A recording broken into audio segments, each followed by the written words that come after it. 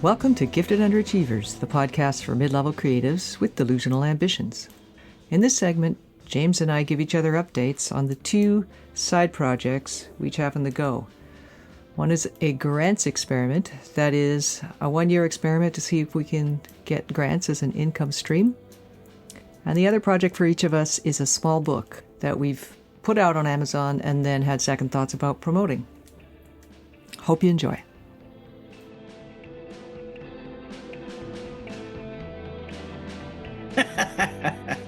What do they call that method where you try and get into the person's skin? It's an acting method. Oh, yeah. Method acting. Yes. Instead of method acting or whatever, the Stanislavski method. Yes, the Stanislavski. I was educated by Stanislavski. Yes. I'm not trying to get into my skin as a gifted underachiever. I'm trying to get out of my life with these fucking people so I can have some fun. Okay, so Yeah, we're getting there. Income streams update. All right. Hey, Pat. Yes. You sent me kind of a weird email. I did? Yes. Oh. You said you wanted to talk about your wee book. And I was thinking, is that like a urinary reference? Or like, sort of a how to clear it up, cranberry juice is not enough? That's hilarious. Kind of book? Yeah, that's because, that's the kind of conversations we like to have on Gifted Underachievers is bodily functions, how they're going. It's getting a little boring, I think.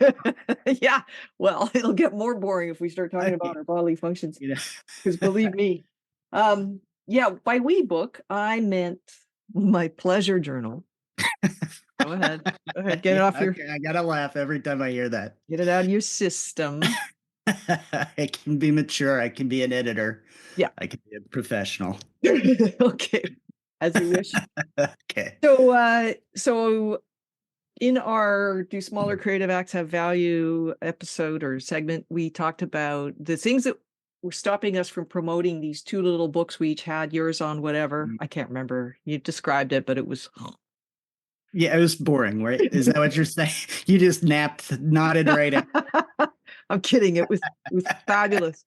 And mine on my pleasure journal, or as you like to say, pleasure journey, which is this little, little sort of diary journal I put out on Amazon a couple of years in a row with room for doodles, just to talk about what makes your life worth living. Anyway, I didn't promote mine because I was like, there's something wrong with it. And at the time when we were talking about these little projects, these side projects, you asked me, is it because it reveals too much about you? And I was like, no. And then I was like, so it's just the quality. I don't like the quality of the paper. It's just the fact that there's no ribbon. Well, guess what? I took a closer look at it. And I asked one of the people I knew for sure had bought one, my friend Pam. I sent her an email. I just wanted to open the door to honest feedback from her by saying, I know there's something going on with this journal. I wasn't actually using it the way I intended it to be used myself. So can you give me some feedback? And I asked her, a few bullet point questions. And then I suggested things that I was thinking of and said, what do you think? And I went and took a good look at it to edit it down for the next one. Turned out there was several things wrong with it that I had probably known subconsciously. One is that it doesn't work as a diary/journal because it imposes this schedule on people. There's too many things to fill in, basically. And most of those journals that are meant to track some aspect of your life, like, for example, they have health ones, they're good for like 90 to 180 days because you can fill them in with your own date on them. You're not expected to go through the calendar of the year. And if you miss a week and then you miss 3 weeks, you're like, oh no, I don't want to look at these weeks I missed. I'll just drop it completely. So that seems to be a little nugget of human nature I hadn't fully understood, even about myself. And then the other thing is, boy, did I overcomplicate the fuck out of the last one. No wonder I couldn't bring myself to sell it. It's twice the size of the first one. I have Uh-huh. I have messed with the calendar big time. So if a month had more than 4 weeks, I like continued the month with a partial week and then finished that partial week at the beginning of the next month. I just like, Dobie, what are you thinking? So when I did it, I've got the whole interior redone on, I used Canva Uh-huh. and I made it perpetual basically. So you can buy it Mhm. any time of year. I actually looked Smart. into, yeah, I looked into making it higher quality than the Amazon print on demand quality, which I still want to do, Mhm. but I didn't leave myself enough of a timeline. If I want to, I'd still like to release it before Christmas because then it's got Yeah. kind of a continuity for me. But the thing is, then I can take 6 months after Christmas and go, okay, I want to put it out again, replace that Yeah. edition with a better edition, but I Mhm. don't have to rush as much. Mhm. As long as I, keep my mojo going. So that's what I'm doing. I'm also going to redesign the cover a little bit. I think I should be able to get it up on Amazon in the next week or so. They Yeah. take a longer approval time for low content books. Uh-huh. Yeah. And the thing is, I'm not making a bunch of money out of this, but it is nice to have a little dribble coming into one of my Yeah. bank accounts. So I'm going to continue with it and just go back to basics. Yeah. How about you? Well, one, I think that's all great, and I think you're smart to not tie it to a year. I think that's great, and I love these kinds of journals too. Mm, I like trying them. Do like self journal is one.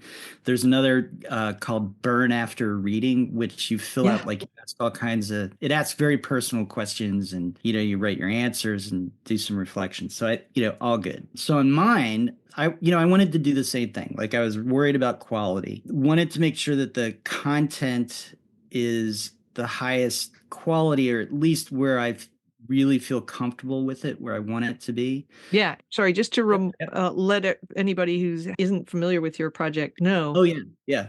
what is it about? It's just basically my writing advice that I've picked up over my 25 years of writing. Mhm. And it's stuff that I've put on my blog and other places, and I've collected it into one book. And it's meant to be very, very small. And the model is there's a book by Michael Pollan and Myra Kalman Uh-huh. called Food Rules. And it's just these very short little suggestions, like Mhm. eat real food kind of thing. Yeah. And then these really beautiful drawings. So I thought, if that was my image when I was starting with this thing, then maybe I should follow through more and actually get an artist. And so I spoke to an artist who's actually a friend of my daughter's. She's very unique. She teaches at Mass Art. And I said, "Hey, let's go 50-50 on this. You'll be one author, I'll be the other, and you can do not a ton of drawings. I don't want you to have to like make a huge commitment, but do some, drawings." And she was like, "Yeah, that sounds really cool." So we're kind of working towards that. And once I have that figured out, then I'm going to look at, the different publishing options. Mhm. Probably publishing on demand. But like you, I'd like to have something that when the reader holds it in their hand, it feels substantive. And that was what was holding me up from really working on it and putting more effort into it and getting more serious about it. And so if that was what was holding me up, then I'm trying to get over it. And that's, how I'm doing it is by addressing the concerns that I Yeah. had as opposed to just shelving it and Yeah. ignoring it kind of Yeah. thing. Submit, you're giving it some love. That's amazing to me that both of us, you were already concerned enough to pull yours off Amazon. I left mine up because it was so seasonal, it didn't really matter. Nobody was going to buy it at the end of the year. But the other part is it kind of vibes with that Henrik Carlson essay. I know I say that all the time Yeah. about unfolding, the process of having something work out. And part of it is gathering context. And so you did that with yours by looking at what kind of book would be a nice touchstone for what you were Mhm. trying to achieve with your completely different subject matter. And I asked my friend Pam for her honest opinion about the pleasure journal. Now you're making me laugh every time I say it. Okay, so A great title. I mean, yeah, whatever. Uh, there's only so many ways to call a book like this. Anyway, the so that's one income stream, sort of very, very minor, very side project Uh, pitch. What about the your ah, grant yes. experiment update? Yes. So still grabbing grants to create a schedule. And one of the things that I've sort of figured out as I've been doing that is they really kind of go over a calendar year. Mhm. So there's a grant that I want to apply to, but the call for pitches or proposals or whatever doesn't open until January or something. So I want to be prepared and I want to create a really sound schedule and have it on my calendar that I know by this date, this grant proposal has to get out. And then trying to figure out some way to understand what materials I have that will work across different grant opportunities, right? So, will my bio work for every grant? If it requires writing sample, do I have one writing sample that'll work across grants? If I have some project summary, there's different projects that would be better fits for different grants. So Mm, I want to figure out how I'm going to summarize those projects for those different grants. mhm. And in the meanwhile, I'm still trying to apply. So I applied for one at Penn America, and it's one, it's sort of a financial support for writers type thing, but Yeah. I don't think I'm going to get it. Yeah. They want references, and we've talked about this between us. And I'm like, you know what? This isn't something I want you going out and talking to clients or editors, or this is more like, come on. So Right. I did give them references. I'm not going to get it. That's okay. But the experience of applying for it, sending it out, writing everything up felt really good. Mm. And then the other is Yaddo, Yeah. and getting a residency at Yaddo for the spring. I think the due date for that is something like January, and then you find out in March, and then the residency would be like May, June Mhm, timeframe. mhm. Yeah. Okay. So it sounds like you are kind of uh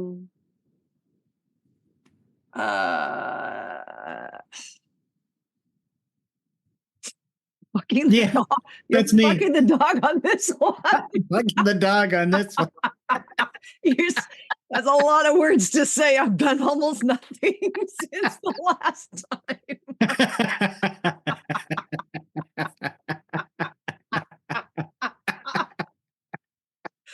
Okay. Nothing wrong with that. Just This is great. The support I'm receiving from you, Pat, is firing me up.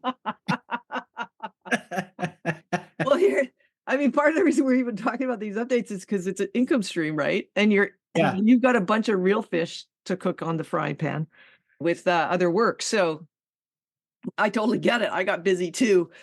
And the other part is I got so demoralized. So I spent about, I'm gonna say 30 to 35 hours on this grant experiment since mid-August.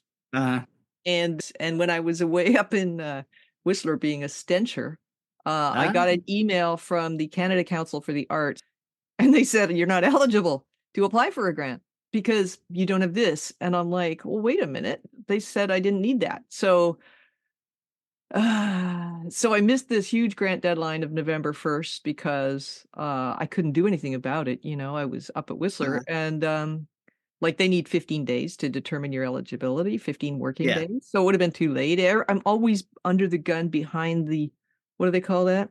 Behind the 8 ball? I don't Yeah. know. Yeah. Eight Like, ball. We'll go with that. I'm always fucking late and, uninformed, and it's like I don't read applications very well, which is strange because I Um, used to write like, requests for proposals for the government of Canada. yeah. Hand up here because I'm the exact same. I Ah, they're frustrating. so, uh, I've yeah. only myself to blame is the problem. So anyway, I've talked to a person who is very familiar with grants, does, not a grant not I in terms of writing a grant for me, a grant application or helping me in that way. I wanna do it by myself. I wanna find out if a person without extra resources to Mhm. pay for somebody to figure out grants for them can in fact figure out grants because those are the people who most need the grants. If you can pay somebody to figure out your grant, do you really need the grant as Yeah. much as somebody who can't even afford to pay somebody to figure it out? So, anyway, That's a new little restriction I put on myself. It was always in my mind because I thought it's not rocket science. Well, it turns out it is rocket science. So now I'm like, okay, I'm going to become a rocket scientist. I got to figure this grant stuff out. But I got demoralized after Canada Council for the Arts told me I didn't even qualify to apply for a grant, even though I've been in this field for 20 something years. The point is, I'm getting in my own way in terms of it's harder than I thought. I don't like doing hard stuff that I'm not good at if it's boring. And and it requires more time than I realized. And it's I do deadlines all the time, but I have less investment in meeting deadlines that are generated by me and by authority figures that I'm basically flipping the bird to as I try and figure out what they want. So, well, and the other thing that about this stuff, so like maybe one of the reasons why they said, you don't qualify is because a lot of these granting places are really, really strict that we want you to do this in a very specific and certain way. And if you deviate even a tiny bit, we're going to pull you right out and you're done. Yeah. Right. I'm pretty sure that's what happened. Two people who hate reading directions. This is the IKEA of income streams, right? I'm writing that down. That is brilliant. And so it could have absolutely nothing to do with that. And because they are the way that they are, they're not going to tell you. No, exactly. In fact, on that same email, they said something like, take another look. Oh, well, there you go. Yeah, right? They kind of said you might have this, it's just not there because they have, it's government. They can afford to pay people to talk to idiots like me. And so, but also I got busy, and so like busy at work, which I need the income. If it's not coming in, there's no Christmas in my household. I'm not really big on Christmas anyway, but basically I'll go into debt. So I just don't want to do that. And so I need to privilege the paid work. But this is the problem with side experiments. They end up, you go, well, fuck it. So the fact that this one is a year is going to stop me from going, well, fuck it. It's kind of like if you give yourself, I can say, well, fuck it for another 2 days or whatever till I get to my next deadline. And then I gotta. Well, so one, we're each other's accountability partner, right? And are we? Yeah. So where's your stuff? We all of a sudden don't have updates, right? True. And we let it drop. That's, we're going to feel bad about that. That's where we're both really good is like, we're not that kind of person. We won't read directions very well, but God damn it, motherfucker, we're going to do content for this podcast. Yes. It just shows you how slippery this stuff is, how avoidant creatives, can be. Yeah, maybe there's a little avoidance that I'm going through, but I feel like I want to be able to get it as much plug and play. Yeah. Where it doesn't have to be, oh God, I got to apply for another grant. I got to pull this together, that together. Da, da, da, da. No, exactly. You're trying to get your shit. Everything ready to go. Boom, out it goes. So you're not doing on-demand factory system. You are actually warehousing your product. Right. Well, folks.